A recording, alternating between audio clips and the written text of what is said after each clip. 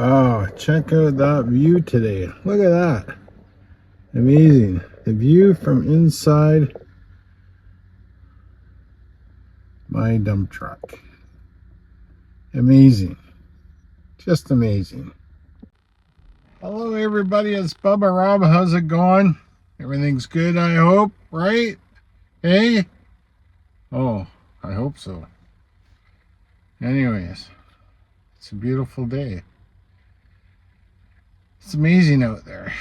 You know, I'm going to talk about grief today. Actually, anticipatory grief. And you know, the funny thing is, I didn't even know what the name for it was before yesterday. It's actually kind of not funny, to be honest. But anyways, I just thought, you know, I got to be honest and truthful here because, you know, what I try and do on this channel is what I'm trying to do the best I can. Just kind of give me, Mr. Joe Schmo, working class guy, just put stuff out there because I'm not a doctor, not a therapist or anything like that. Just how I sort of deal with things as they, you know, come, as I've learned, especially through stoicism and mindfulness, on how I deal with situations. So it's not gospel, take from it whatever it is. But, you know, if you're really having some issues in life, the most important thing is to seek help, right? Seek some support. Could be a group, therapy, whatever it is. You got to go out there and get it, right? There's lots of things out there, especially with stuff online now, that you can find things at your fingertip that you don't have to feel alone. But anyways, anticipatory grief. And what I'm talking about is, you know, I was having a conversation yesterday on Messenger with a friend of mine, and geez, I've known her since high school. I won't say her name because she'd probably get mad or embarrassed. I don't know. But anyways, I love her to death. She's just the sweetest person, very kind. I don't get to see enough of her, but, you know, she's always there at the moment of a text, right? Which is important.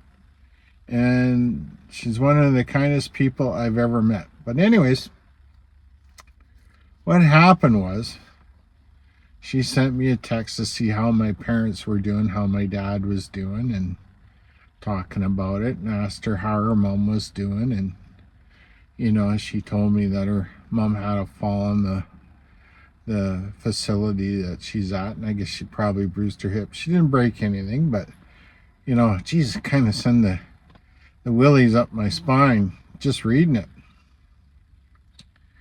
And I was asked a question: how do I deal with things without getting into it? Because I know my parents are quite private, but, you know, they're older now and there's some issues happening. How do I deal with what's going on in life as far as that regards, and, you know, my parents and other people I know? And I said, well, the most important thing for me is just to be mindful and be in the moment so that I can be supportive. And when they ask for something, I can give it to them. And if I'm not able to, I'm not able to. And, you know, you got to kind of set your boundaries, right? Even with, you know, with family and stuff, if there's things going on. Because you got to protect yourself. So then I asked her how she was dealing with it, and she actually said eating chocolate. That was a good way to do it. And I thought, oh, I don't know. Well, you know, I replied, I said, I think that's a much tastier way, but, you know, I get it, right? You know, if you're not feeling up to snuff, have some really good Purdy's chocolate that they make so locally here, right? I mean, it is what it is. We reach out to those things that help us out, and that's not necessarily a bad thing, right? Just depends how much chocolate we eat, I suppose. But anyway, so it kind of got me thinking. It's like, oh, is there like a name to like the grieving process when you say yourself is going through something? Like I've, the last 3 years, what have I found out? I had a heart attack, a stroke, and I had my gallbladder removed. And because of that, I've had other issues happen, and it's added a lot of anxiety and affected my PTSD like to a huge amount. But so I started digging into it, and I asked Dr. Google what it was called if you're grieving somebody before they pass away. And it's called, what is it again? Anticipatory grief. That's what we're talking about, right? Sorry, I get a little absent-minded with probably because of the stroke stuff. But anyways, anticipatory grief, and I started watching these videos and reading up on it to make sure I had a bit of an understanding what it was I was feeling from having that text conversation of what was going on in my own life. And what I found out was, just strictly my opinion, that I was dealing with it, definitely the best way I knew how, but how important it is to actually be present and mindful in dealing with yourself and with others when there's something going on, especially when somebody's health is changing or failing or aging, because we have a tendency to worry about death and our health. That's just a well-known fact. And I started thinking about it. One thing that stoicism has taught me in the mindfulness part is that tomorrow I may never wake up. Something may happen to me today. The next moment is not guaranteed. I hold that very, very close to my heart. That whereas in life before, because I always tried to deal with things with a strong set of ethics and moral standards and things like that, that I had to learn to live my life a little bit differently, but still have those things within me and be willing to walk away, or if something, where it's affecting my own personal health, because I'm trying to help somebody else, I have to be prepared to set those boundaries up and sometimes even walk away, right? Because when you're grieving, and especially when somebody is going through things themselves, that's really tough. And I've personally watched very closely someone I know, I would say, in my opinion, is dealing with it in the exact opposite way that I do, to the very extreme, to an extreme. And as I was,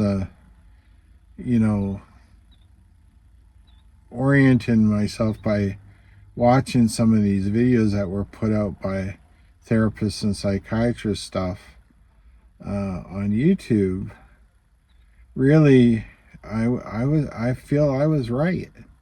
And what I mean by that, it's very easy to turn whatever it is into about yourself and be worried about missed time or missed opportunities, especially if you haven't taken advantage of those opportunities in your life to be with those loved ones and make the most of your time. We pick and choose how we live our life. And I find there's a lot of things in my past I kind of wish I would have done differently, but they're done. I've learned from them, I feel. And I feel when you have people that are very important to you in your life, especially when they're going through changes, and just to be positive, try and point out the good things, enjoy whatever moment you have with them, and if for whatever reason you can't spend as much time with them as you like, you just have to accept it and move on, or try and make a better effort to do so, to make the time, right? That's all you can do. That's just my opinion. Again, I'm not a therapist or telling people what to do, but really, I just think it's really, really important to observe the moment, take in what you can, be clear-minded, really try not think about yourself and feeling sorry for yourself when somebody else is going through something, right? It's not about you. It's about them. This is when you really need to try and be not selfish and take care of them as the best you can, okay? I hope that message reaches somebody, right? I think it's an important topic. It's not a sexy topic that'll ever make it on Joe Rogan or anything like that, but who really gives a shit? I don't like the guy anyways. Okay. Anyways, I'm going to sign off now. That's my chat for today. Okay, remember, I love you all. And remember, the most important thing out there, to be a good person, a good stoic, good Christian, Muslim, whatever your thing is, atheist, right? Biker, musician. To be kind, you got to be kind to yourself. Have some compassion for those that are going through some struggles. Give them support and be good. Okay? That's all you can do. You can't do any more. You can't change it. Just the way it is. Okay? Thank you so much. Have a good day. Bye-bye.